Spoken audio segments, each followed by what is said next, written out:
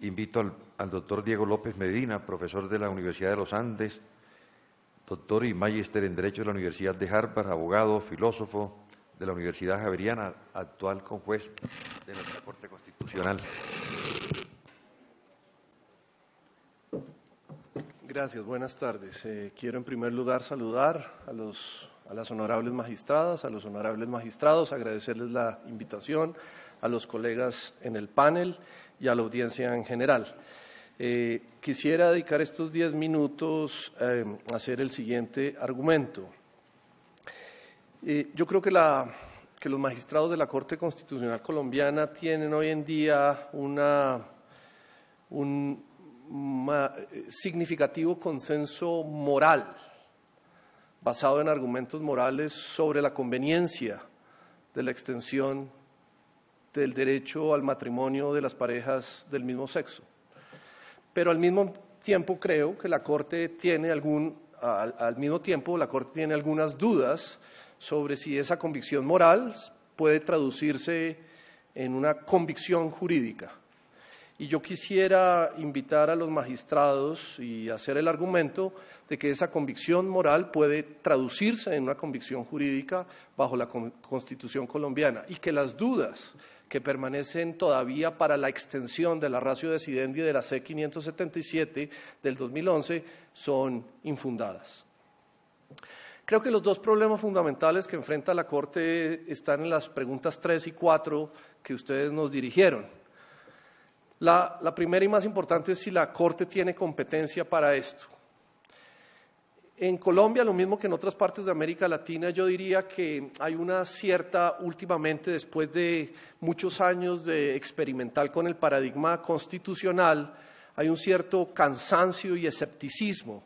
Los jueces han sido muy activos en muchos campos y ese activismo judicial ha llevado a un importante retroceso del Poder Judicial y de las ventajas que tiene, digamos, la representación y la discusión política para la toma de las decisiones. Hay una corriente teórica, digamos, que frente a los excesos del neoconstitucionalismo de los años 80 y 90 ha regresado a celebrar, llamemos, las virtudes de la legislación, la representación política como foro natural para la toma de las decisiones y, por lo tanto, en algún sentido también a celebrar las virtudes de algo que podríamos llamar una democracia westminsteriana. Yo en general estoy de acuerdo con un argumento que impida los excesos de la función judicial desbordada, pero yo también quiero recordar que la Constitución colombiana no es una democracia westminsteriana, sino que la Constitución colombiana establece una democracia constitucional con control de constitucionalidad, donde se prevé con toda claridad que el legislador también puede ser violador de derechos fundamentales y que el legislador, a pesar de su representatividad política, tiene controles judiciales establecidos en la Constitución y que deben obrar en caso de que el legislador u otras autoridades del Estado o privadas violen derechos fundamentales. Entonces yo tengo mucha admiración por esa nueva literatura, comparto la desconfianza frente al poder desbordado de las Cortes, pero al mismo tiempo quiero recordar que el derecho positivo colombiano establece un control judicial a las violaciones de derechos fundamentales que cometa el legislador. Digo esto porque si esto es así, la Corte tiene competencia para vigilar la violación de derechos fundamentales y precisamente esta es una audiencia dentro de un expediente de tutela. Y la Constitución colombiana dice muy sencillamente que la Corte tiene competencia para impedir, remediar la violación de derechos fundamentales. Es para eso que estableció en el artículo 86 la acción de tutela y le dio a la Corte la competencia para cerrar las discusiones al respecto. También la Constitución le dice a la Corte que tiene competencia para decirle al legislador que violó la Constitución a través de la acción pública. Y yo creo que ya se lo dijo claramente en la sentencia C 577 del 2011 y en las sentencias desde el año 2007, donde esta misma Corte ha venido aumentando de forma significativa la protección de los derechos fundamentales de las personas y de las parejas homosexuales. Luego, insisto, la Corte tiene una clara competencia para ello.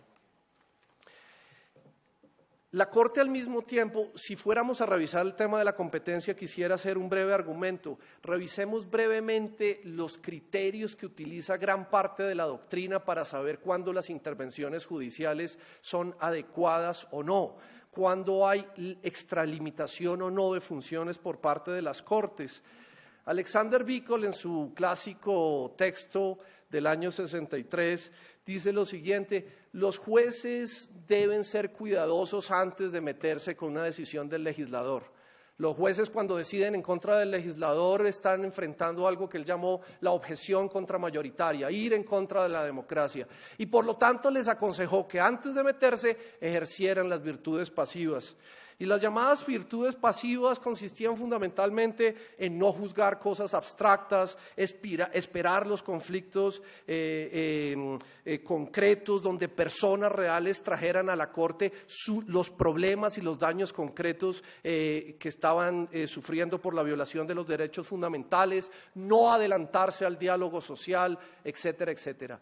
Bajo un análisis bicoliano, que además, digamos, es un jurista conservador en los Estados Unidos, la Corte Constitucional hace rato tiene competencia porque ha sido prudente en esperar un diálogo social y una respuesta del legislador al tema planteado especialmente en la C-577. En términos de virtudes pasivas, la Corte ha ejercido restricción esperando un diálogo social que se ha venido dando no solamente en el foro legislativo, sino también a lo largo de la opinión pública.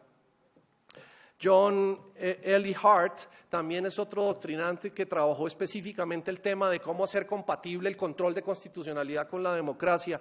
Y él dice, miren, respetemos la democracia, solo operemos el control de constitucionalidad cuando prejuicios en contra de una minoría insular y discreta impidan el adecuado funcionamiento de la democracia para la protección de los derechos fundamentales.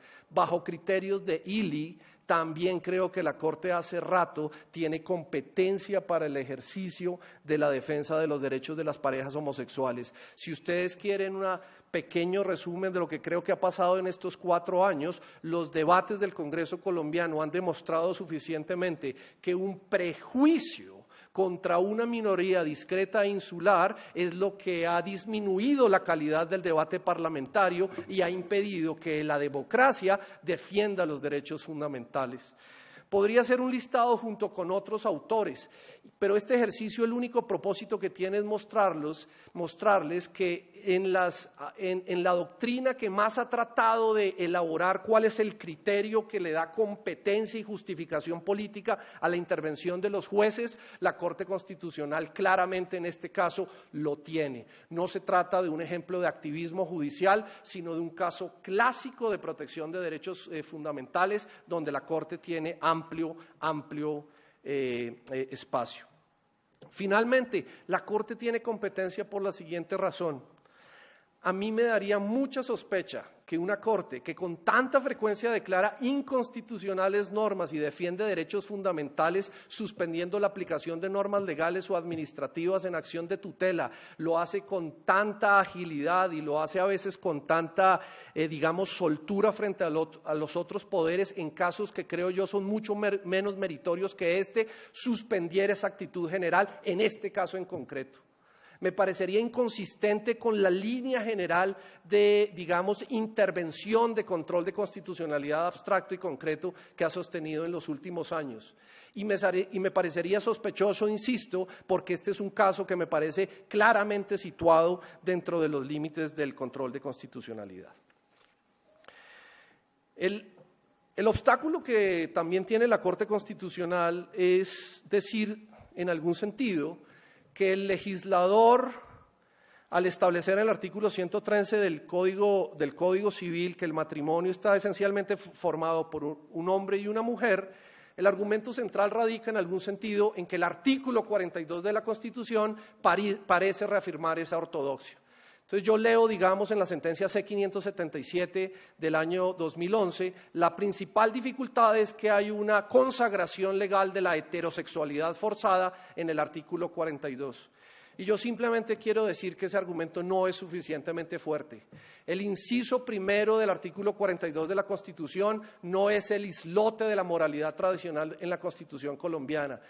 El principio fundamental del artículo 42, incluso de su inciso primero, no es la heterosexualidad forzada. Lean con cuidado el artículo 42 y su inciso primero. La norma jurídica que ahí se desprende es la igualdad entre el matrimonio formal y las uniones maritales de hecho. En una época, con la venia de la Corte para culminar, en una época en el año 91, donde las mismas uniones maritales de hecho tenían una consideración social mucho menor que las del matrimonio. Y la Constitución del 91 quiso generar esa igualdad. Ese es el fundamento esencial del inciso primero del artículo 42. Y si se sigue leyendo con cuidado el artículo 42, la igualdad es su principio fundamental, la igualdad de los miembros de la pareja, la igualdad de los hijos entre hijos legítimos o ilegítimos, la igualdad entre los tipos de matrimonios, entre civiles y religiosos. Ese artículo 42, además, como se ha sugerido, debe ser leído a la luz de los artículos 13 y 94 de la Constitución colombiana. La Constitución colombiana es una carta de derechos abierta. La Constitución en el artículo 94 dice que no se negarán aquellos otros derechos que sin estar reconocidos en la Constitución colombiana son inherentes a la dignidad humana y el acceso a la institución matrimonial es un derecho inherente por parte de las parejas del mismo sexo. Finalmente quiero acabar con lo siguiente. Con frecuencia se olvida y se escapa que esta discusión es sobre el matrimonio civil de las personas. Esta acción de tutela no es de unas personas que fueron ante un sacerdote o pastor de alguna iglesia solicitando el reconocimiento de un matrimonio eclesiástico o religioso. Esta es una tutela de unas personas que ante autoridades del Estado están pidiendo el reconocimiento del matrimonio civil del Estado.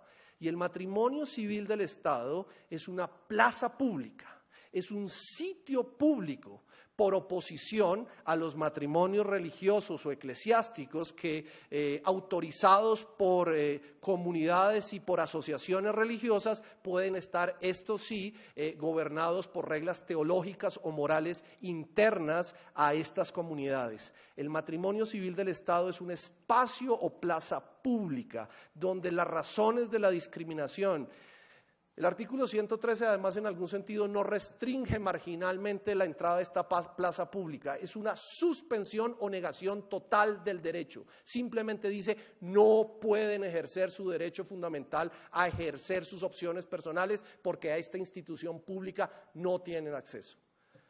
Y finalmente, la solución a través de instituciones matrimoniales o vínculos formales y solemnes alternativos es una mala solución.